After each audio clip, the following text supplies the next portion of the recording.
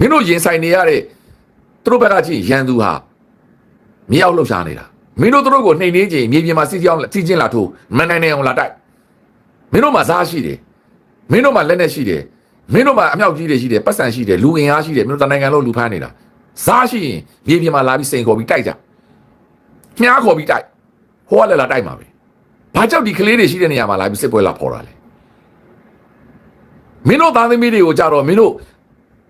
တန်လာအီထဲမှာအစစ်လုံခြုံရေးအစစ်နဲ့မင်းတို့နေပြည်တော်မှာထားတယ်အဲ့ဒါမင်းတို့သားသမီးတွေဆိုရင်မင်းတို့ဘယ်လိုလုပ်မှာလဲချစ်ရှိလေးပဲမလုပ်ပါဘူး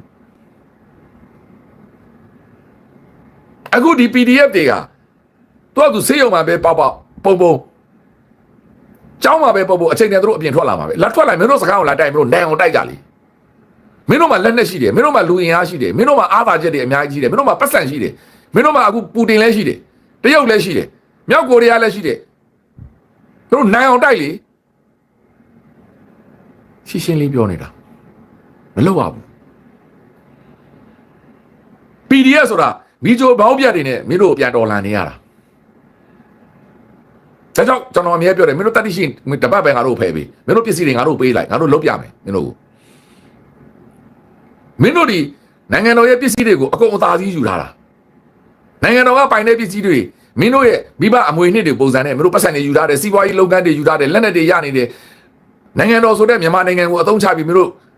တကဘာလုံးကနေလက်နက်တွေတရားဝင်လေးပြန်နဲ့မင်းတို့တွင်းနေတယ်တရုတ်ကနေမင်းတို့တရားဝင်လေးပြန်နဲ့အမျိုးမျိုးလိုက်ပစ္စည်းလာချနေတယ်ရုရှားကနေမင်းတို့တရားဝင်မျိုးတို့ပစ္စည်းတွေလာတယ်မင်းတို့အကုန်အသာစီးရထားတာအောက်ခြေကနေမရှိကနဲ့တိုက်နေရတဲ့ဒီ NUG ပဲမင်းတို့ခလုတ်လာတိုက်နေတယ်မင်းတို့ခေါင်းဆောင်တွေဒါတော့ရထားတာမင်းတို့တို့ခလုတ်တိုက်ပါလားအဲ့တော့မဟုတ်ကတွေလာမပြောနဲ့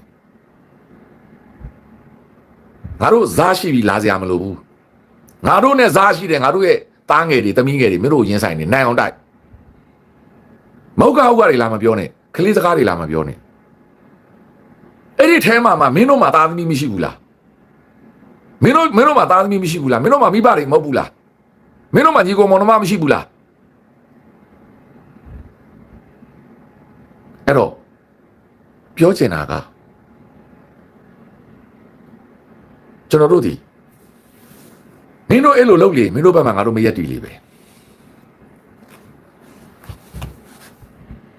ငါတို့ကျွန်တော်အပါဝင်ရက်တီပေးဖို့အမျိုးမျိုးစူးစမ်းခဲ့ဥနေဝင်းခေတ်မှာနိုင်ငံသားကောင်းပြည်သားစွာနဲ့သူတို့ချုပ်တဲ့ဥပဒေအတိုင်းနေခဲ့တယ်ဦးတန်းရွှေခေတ်မှာလည်းနိုင်ငံသားကောင်းပြည်သားစွာနဲ့သူတို့အုပ်ချုပ်တဲ့အတိုင်းနေခဲ့တယ်သူတို့ပြောတဲ့အတိုင်းနေဆိုနေထိုင်ဆိုနေထဆဲသွားတယ်ဒါပေမဲ့ငါတို့တွေရှော့ပေးခဲ့တယ်မင်းတို့တွေမပြင်ဘူးမင်းတို့တွေရောက်တတ်တယ်ပို့ဆိုးတယ်ဟုတ်လားမဟုတ်လားပြောကျွန်တော်တို့88မျိုးဆက်တွေ69မျိုးဆက်တွေကျွန်တော်တို့ကိုမတော်လာနိုင်ဘူးမကြိုက်ဘူးဒါပေမဲ့သူတို့နဲ့ကျွန်တော်တို့ဒီပလင်းတူဘူးဆိုနေရတာဆိုကျွန်တော်တို့ရှော့ပေးခဲ့တယ်ဝင်မပါဘူးသူတို့အုပ်ချုပ်တဲ့အတိုင်းနေတယ်ဒါပေမဲ့မင်းတို့တရားလွန်လာတယ်အခုမင်းတို့ခလေးချောင်းလည်းမရှောင်ဘူး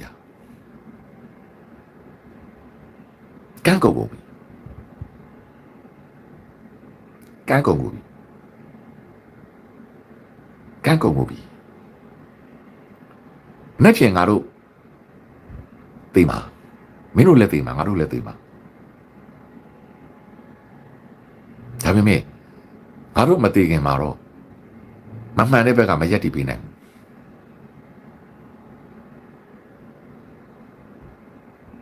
ပြောချင်တာကတရားလွန်လာပြီတရားမလွန်နဲ့ကလေးတွေအကြောင်းကိုမင်းတို့လှုပ်တာတော်တရားလွန်နေကဘာပေါ်မှာဒီလောက်ဆိုးွားတဲ့အာနာယူမရှိဘူးဗျာတခြားနည်းနဲ့လှုပ်လို့ရတယ်တရားမလွန်နဲ့ဒီကလေးတွေကဘာဖြစ်ရှိလဲမိဘပြောတဲ့အတိုင်းသွားရတာကျွန်တော်အဆုံးစုံပြောနေတယ် PDF တွေခိုင်းလို့သွားရင်လည်းမကြဲရဘူးဒါနဲ့စကားအကုန်ပဲမလုပ်ရဘူးလူတွေမဟုတ်ဘူးလားဒီကလေးတွေကသူများသားသမီးပြလူတယောက်လူဖြစ်ဖို့ဆိုတာလွယ်တဲ့လုံမဟုတ်ဘူး ဒါကြောင့်ပြောတာကျွန်တော်တို့ဒီပြည်သူဘက်ကပဲယက်တည်မှာအမှန်တရားဘက်ကပဲယက်တည်မှာဆရာနာရှင်ကိုတော်လန်နေတဲ့သူများဘက်ကပဲကျွန်တော်တို့ကယက်တည်မှာဓမ္မဘက်ကပဲနေမှာနိဗ္ဗာန်ရောက်မဲ့ဘက်ကပဲနေမှာငရဲကြမယ်ငရဲကန်းကိုသွားမယ်ငရဲသားတွေဘက်ကမနေဘူးအဲ့တော့တရားလွန်နေတရားလွန်နေတရားလွန်နေဒါကြောင့်ကျွန်တော်တို့ညီကောင်မောင်နှမတွေကိုပြောချင်တာအဲ့ဒီအကြောင်းအရာတွေကိုကျွန်တော်တော်ရုံတန်းဆိုရင်မပြောဘူးကျွန်တော်ကြော်သွားတယ်ပြောမိမှာဆိုလို့ပြောရင်နဲ့ဖြစ်မှာဆိုလို့အရင်တော့ကအဲ့လိုမျိုးကလေးတွေဖြစ်ရင်ကျွန်တော်မသိသေးအောင်ကြော်သွားတယ်ပြောမိမှာဆိုလို့ဒါပေမဲ့တရားလွန်နေဗျာတတိရှိမြေပြင်မှာစိန်ခေါ်ပြီးလာချတယ်နော်နိုင်ငံသားမှာနိုင်ငံတကာမှာဒုက္ခရောက်နေကြတဲ့ကျွန်တော်တို့ကလေးငယ်တွေကျွန်တော်တို့သားပြိုသမီးပြိုလေးတွေကျွန်တော်တို့ရဲ့လူငယ်တွေလူလက်ပိုင်းတွေအားလုံးဒီအတင်လို့ကြောက်ပဲအဲ့တော့ကျွန်တော်တို့ဒီနိုင်အောင်တိုက်မှာကျွန်တော်တို့ဘက်မှာအမှန်တရားရှိတယ်ကျွန်တော်တို့ဘက်မှာလောကဘာလာတရားကြီးရှိတယ်ကျွန်တော်တို့ဘက်မှာမိုးနမင်းကြီးတွေရှိတယ်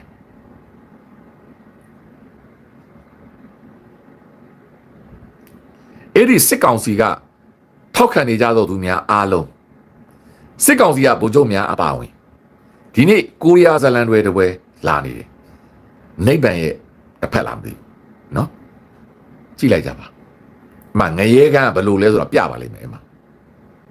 ဒီနေ့ကိုရီးယားအတွက်ဇလန်တွေလာနေတယ်မြန်မာပြည်မှာကိုရီးယားဇလန်တွေကိုချစ်ကြတဲ့သူများအဲ့ဒီဇလန်တွေကိုတချို့လည်းကြည့်နေကြပြီနော်မပြီးသေးဘူးကာရန်ဒီလာနေတယ်ကျွန်တော်တို့က Netflix ကကြည့်နေတာနိဗ္ဗာန်ဆိုတာဘာလဲငရဲကန်းဆိုတာအဲ့ဒါဘာလဲအမှပြလိမ့်မယ်ရှာကိုဘလို့ဆွဲထုတ်တာအကုန်ပြလိမ့်မယ်ကြည့်လိုက်အမှအဲ့တော့ပြောချင်တာကကိုရက်တီချက်ပေါ့အဲ့တော့ကျွန်တော်တို့ကတော့အမှန်တဲ့ဘက်မှာပဲနေမယ်ကျွန်တော်တို့ရဲ့ကလေးငယ်တွေကိုဘယ်သူလှုပ်ကျွန်တော်တို့ကလက်မခံဘူးပြောပြီးသားနော်ဘယ်သူလှုပ်လက်မခံဘူးဒါကြောင့်ကျွန်တော်တို့ဘက်ကညီကိုမောင်နှမများဒီចောင်းကြီးဖွင့်တဲ့ကိစ္စတွေကိုတေချာပြန်လဲစီစစ်ပါလုံခြုံရေးအစီအမံတွေတေချာပြန်လုပ်ပါကလေးငယ်များကိုကာကွယ်စောင့်ရှောက်နိုင်တဲ့လူကြီးတွေစောင့်ရှောက်မှုဖြစ်ပြီးမှဒီလိုလူမြင်ကွင်းကြီးထဲမှာចောင်းနေနဲ့စာသင်ခိုင်းမှာတစ်ချက်ဘယ်လိုနီးနဲ့စာသင်လို့ရမလဲဆိုတော့စဉ်းစားပါ online ကစာသင်မှုကိစ္စ online ကစာသင်မှုကလည်းအဆင်မပြေဘူးဒီလိုဒေသတွေမှာ internet ရဖို့ခက်ခဲရှိတယ်ကလေးတွေမှာကွန်ပျူတာတွေရဖို့ခက်ခဲရှိတယ်မဖြစ်နိုင်ဘူးအဲ့တော့တခြားနည်းတွေနဲ့စူးစမ်းကြစေခြင်းတယ်အဲ့တော့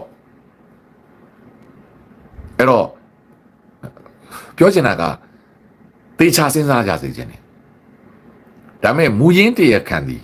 စစ်ကောင်စီပဲမူရင်းတရခံသည်လေပြန်နဲ့ဘုံကျဲတဲ့အဲ့ဒီပိုက်လော်တွေပဲတော့သူရုရှားလူမျိုးပဲဘယ်ကောင်ပဲဖြစ်ပြောချင်တာပါ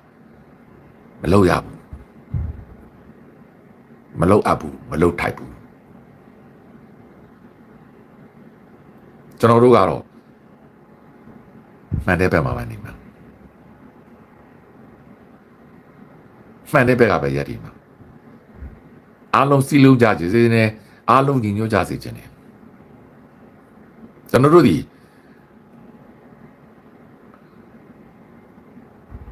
ကျွန်တော်ဂျပန်ရက်ဆက်တာကျွန်တော်တခါမှအဲ့လောက်မကြားဘူးကျွန်တော်ကြားဘူးလားကျွန်တော်တော့မကြားဘူးဗျာအင်္ဂလိပ်လည်းအဲ့လောက်ရက်ဆက်တာတခါမှမကြားဘူးအင်္ဂလိပ်ကပြစ်တယ်ဆိုတာကဆန္ဒပြတဲ့လူပြစ်ထဲတာဟိုဒီကျွန်တော်တို့ចောင်းသားကောင်းတော်တွေဒီလိုကလေးတွေကိုလှုပ်တယ်ဆိုတာတခါမှမကြားဘူးဗျာ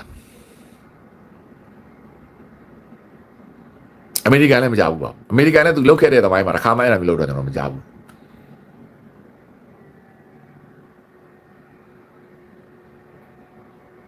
ဟာမတ်စ်ကတော့လုတ်သွားတယ်နော်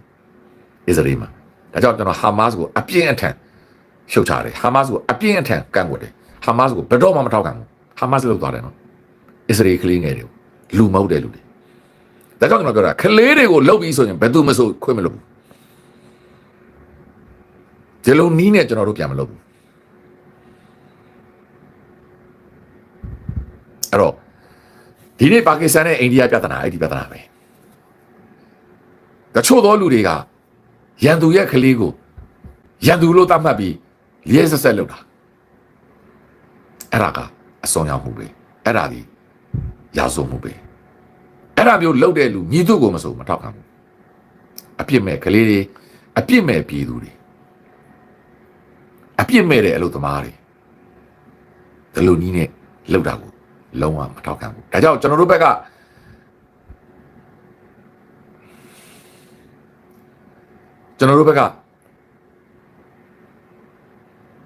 ကနာကြည့်မှုတွေမျက်ရည်တွေကိုအန်ကျိတ်ပြီးတော့အောင်ပွဲနဲ့ပဲကျွန်တော်တို့သွားမှာမှန်ပါတယ်အဲ့တော့ကျွန်တော်တို့ကလေးငယ်များကိုတခြားနည်းတွေနဲ့လုပ်ပြစေခြင်းတယ်ကျွန်တော်တို့ရဲ့တာဝန်ရှိသူများပေါ့ဗျာလုပ်ကြစေခြင်းတယ်ကျွန်တော်တို့မခံစားနိုင်ဘူးဗျာရက်ဆက်လုံးကို့မှလည်းသားသမီးတွေနေဗျာဘလို့မှတုတ်ပြန်စရာအကြောင်းမရှိဘူးလေကျွန်တော်တို့ကအခုလုပ်နေတာကျွန်တော်တို့အမှန်ကန်ဆုံးနည်းနဲ့တို့ကိုတနက်ချင်းတိုက်ပြီးတို့ကိုဖြုတ်ချရမှာပဲတို့ကိုကျွန်တော်တို့ဘာလုပ်ရမလဲတိုက်ရင်တွေကိုသိမ်းရမယ်တို့ရဲ့စစ်စခန်းတွေကိုသိမ်းရမယ်ကိုယ့်နေမြေကနေတို့ကိုမောင်းထုတ်ရမယ်ဒီနေ့ KNU လုပ်နေသူကရင်နယ်မြေမှာတို့အကုန်မောင်းထုတ်နေပြီကချင်ပြည်နယ်မှာတို့ကိုအကုန်မောင်းထုတ်နေပြီရခိုင်ပြည်နယ်မှာအကုန်မောင်းထုတ်နေပြီကရင်ပြည်နယ်မှာအကုန်မောင်းထုတ်နေပြီကိုကန့်ပြည်နယ်တောင်ပလောင်ပြည်နယ်ဝပြည်နယ်မှာတို့ကိုအကောင်မောင်းထုတ်နေပြီထိုးနည်းလည်းကောင်းပဲရန်ကုန်တိုင်းကလည်းမောင်းထုတ်ရမယ်မန္တလေးတိုင်းလည်းတို့မောင်းထုတ်ရမယ်ပဲခူးကလည်းမောင်းထုတ်ရမယ်စကိုင်းကလည်းမောင်းထုတ်ရမယ်မကွေးကလည်းမောင်းထုတ်ပြီးမြန်မာနိုင်ငံပြည်ပကိုပဲတော့ပင်လယ်ထဲကိုမောင်းချရတော့မယ်တို့ကိုမြန်မာနိုင်ငံမှာနေခွင့်မပေးနိုင်ဘူးလက်နဲ့ချရင်ချအမားကိုဝန်ခံအဖမ်းခံထောင်ချခံတို့အဖြစ်ကိုတို့အဖြစ်ယူအဲ့ဒါမှကျွန်တော်တို့လက်ခံတယ်ဘယ်လိုနည်းနဲ့မှဒီလူတွေကိုဆွေးနွေးလည်းမဆွေးနွေးနိုင်ဘူး power sharing လည်းမလုပ်ပေးနိုင်ဘူးတို့စစ်တပ်ကိုလည်းကျွန်တော်တို့လက်မခံတော့ဘူးတို့စစ်တပ်တစ်ခုလုံးကိုဖျက်သိမ်းရမယ်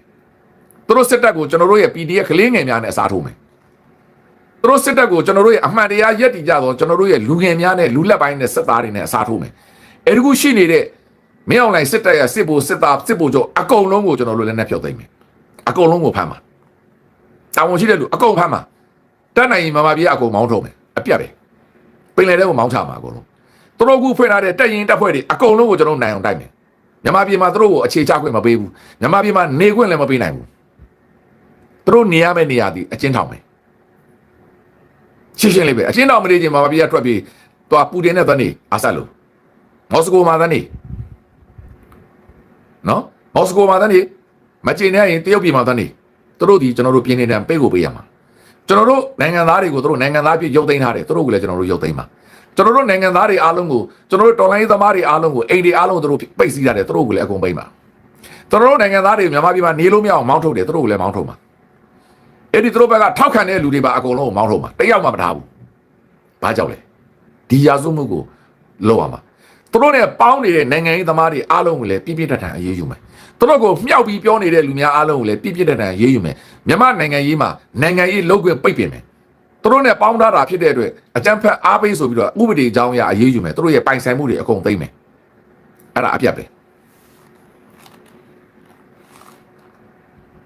ဲသူတို့ထောင်မဲချမယ်နော်ကျွန်တော်ပြောပြတာနော်ဥပဒေအကြောင်းနဲ့ပဲလုပ်မယ်ကျွန်တော်တို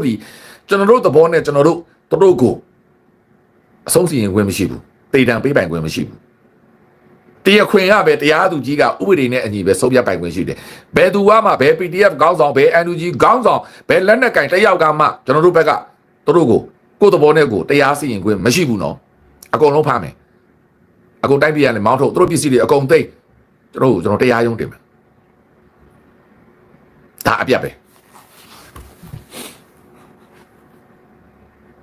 အဲ့ဒါအပြတ်ပဲတို့အတွက်နိုင်ငံရေးပါတီလည်းမရှိဘူးတို့အတွက်နိုင်ငံရေးသမားလည်းမရှိဘူးနိုင်ငံရေးလုပ်ပိုင်ခွင့်လည်းမပေးဘူးအဲ့ကြက်ကဖွံ့ဖြိုးရေးပါတီကိုဖျက်သိမ်းမယ်အဲ့ဒီကြက်ခိုင်ဖွံ့ဖြိုးရေးပါတီဝင်တွေအကုန်ဖမ်းမှာအဲ့ဒီကြက်ခိုင်ဖွံ့ဖြိုးရေးပါတီရဲ့ပိုင်ဆိုင်မှုနိုင်ငံတော်အကုန်ပြန်သိမ်းမယ်အကုန်ပြည်သူပိုင်သိမ်းပြီမှာတို့ရဲ့ပိုင်ဆိုင်မှုတွေပုဂ္ဂလိကပိုင်ဆိုင်မှုတွေအကုန်သိမ်းမှာတို့တွေကိုရာသက်ပံမိသားစု10ဆက်လောက်နိုင်ငံရေးလုပ်ခွင့်ပိတ်မယ်အပြတ်ပဲ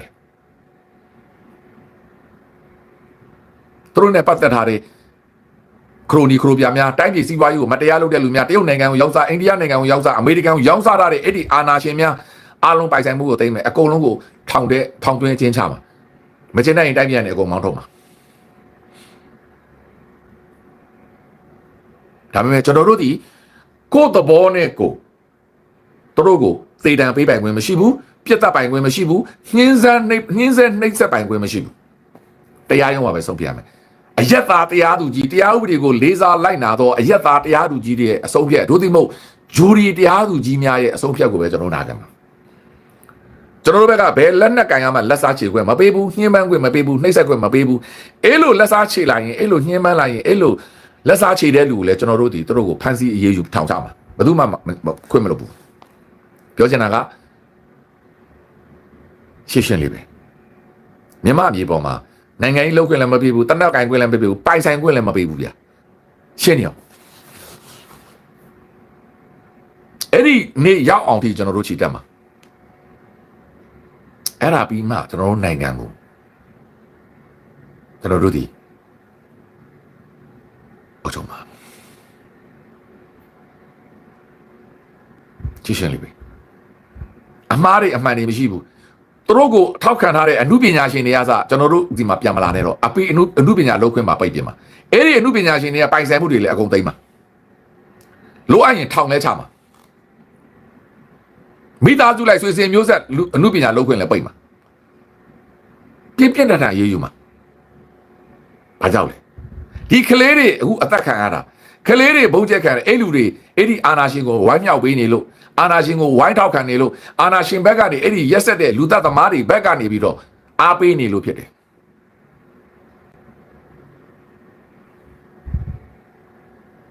ရှင်းလေးပဲဒါဒီကျွန်တော်တို့ရဲ့စံတိတ်တယ်မယ်ကျွန်တော်တို့နိုင်ငံဟာအများကြီးထိုက်တယ်နိုင်ငံရေးသမားတွေအကုန်ပါတယ်လို့ကျွန်တော်ပြောပြတာနိုင်ငံရေးသမားတွေအကုန်ပါတယ်ဒါပေမဲ့သူတို့ရဲ့အရွယ်မရောက်သေးသောကလေးငယ်များမပါဘူး no မိသားစုလိုက်ဆိုတဲ့စကားကိုလုံးဝလက်မခံဘူးသူတို့ရဲ့အရွယ်မရောက်သေးသောကလေးငယ်များမပါဘူးဘာဒီကလေးတွေကဘာမှမသိဘူးပြီးတော့သူတို့ရဲ့သားသမီးတွေထဲမှာဘာပြင်းမှုမှမကျူးလွန်ထားတဲ့သူတွေဘာအခွင့်အရေးမှမယူဘာစီးပွားရေးမှမလို့ဘယ်သူမှအနိုင်မကျင့်ထားတဲ့လူတွေမပါဘူးသူတို့တူးချင်းရဲ့လုပ်ရက်ပေါ်မှာပဲအရွယ်ရောက်ပြီးသားလူတွေပေါ်လာသူတို့သားသမီးတွေမှာကလေးငယ်မပါဘူးနော်ကလေးကကလေးပဲဒါကျွန်တော်နိုင်ငံသားပဲမိဘရဲ့လုပ်ရက်ကြောင့်ဒီကလေးငယ်ဘာမှတာဝန်ခံစရာမလိုဘူးအဲ့တော့နိုင်ငံရေးပါတီသမားတွေလည်းလုံးဝလက်မခံဘူးဒီနေ့သူတို့နဲ့ပေါင်းပြီးငင်းငယ်ရေးစကားပြောနေတဲ့လူတွေသူတို့နဲ့ပေါင်းပြီးတော့ဒီရွေးကောက်ပွဲဝင်မဲ့ပါတီတွေနိုင်ငံရေးသမားတွေသူတို့ကိုမြှောက်ပေးနေတဲ့လူတွေသူတို့ကနေပြီးတော့နောက်ွယ်ကနေပြီးတော့နိုင်ငံရေးပေါ်မှာလွှတ်တော်ကိုအကုန်လုံးပါတယ်အဲ့ဒီလူတွေအားလုံးလည်းအပြစ်ဒဏ်ခံရလိမ့်မယ်ဘာဖြစ်လို့လဲပူပေါင်းကြံစီသူဒါရှိတရားပဲသို့တော့ဥပဒေကြောင်းအရာပဲအရေးယူမှာသူတို့ကိုတပ်ပိုင်ခွင့်မရှိဘူးညှင်းဆဲနှိပ်စက်ပိုင်ခွင့်မရှိဘူး ICC တရားရုံးကလုပ်တယ်လို့ကမ္ဘာတရားရုံးတွေကလုပ်တယ်လို့ပဲထောင်မဲချမှာဒါဟာမျိုးဦးတော်လှန်ရေးရဲ့အထိတ်တန်နဲ့ဓမ္မဘက်တော်သားများရဲ့အမှန်တရားတောင်းဆိုချက်ပဲပြည်သူတွေရဲ့ငိုကြွေးသံတွေနှစ်အဆက်နှစ်ပေါင်း90ကြာမတရားလုပ်ခံရသောအဖိနှိတ်ခံပြည်သူများရဲ့အမှန်တရားပဲကျွန်တော်တို့ဒီ polarization ကိုမသွားဘူးကျွန်တော်တို့ဒီလက်စားချေရေးကိုမသွားဘူးကျွန်တော်တို့ဒီခွင့်လွတ်တာဆိုတာမရှိဘူးနော်ကြေအေးတယ်ဆိုတာမရှိဘူးနော်သူတို့ကိုကျွန်တော်တို့ကနားလည်မှုပေးလိုက်ပြီးလူငယ်ချမ်းသာခွင့်ပေးမယ်ဆိုတာမရှိဘူးနော်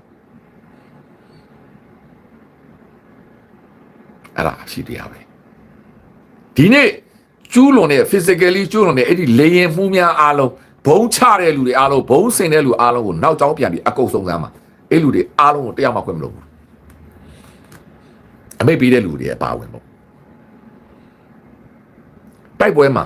သူတိုက်ကိုတိုက်ကြတယ်ကြဆုံးကြတယ်ရှုံးကြတယ်အဲ့ဒါဘာမှပြဿနာမရှိဘူးအခုလို့အယက်သားပြည်သူတွေကိုမတရားလုပ်နေတဲ့အဲ့လေဓာတ်ကပုံကူများအားလုံးတာဝန်ရှိတဲ့လူများအားလုံးကျွန်တော်တို့အရေးယူမှာ